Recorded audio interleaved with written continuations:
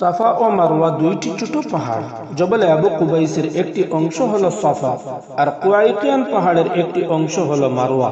এই দুই পাহাড় তথা সাফা ও মারওয়াকে আল্লাহ তাআলার কুদরতি নিদর্শন বলে আখ্যায়িত করা হয়েছে।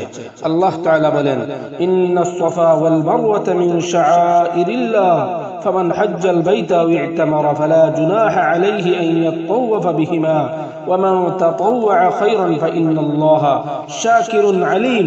আল্লাহ তাআলা বলেন, নিশ্চয়ই এই সাফা ও মারওয়া আল্লাহর নিদর্শনাবলীর অন্তর্ভুক্ত।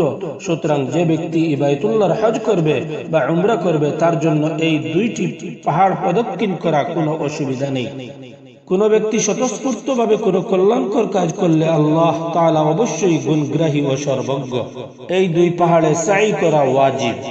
সাফা ও মারওয়াতে বাইতুল্লাহমুখী দাঁড়িয়ে দোয়া করলে তা সঙ্গে সঙ্গে কবুল হয়।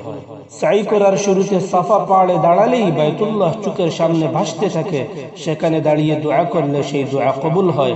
অনুরূপভাবে সাফা পাহাড় থেকে নেমে মারওয়া পাহাড়ের দিকে গিয়ে সাই করে মারওয়া পাহাড়ে উঠে বাইতুল্লাহমুখী দাঁড়িয়ে দোয়া করলে সেই দোয়া কবুল হয়।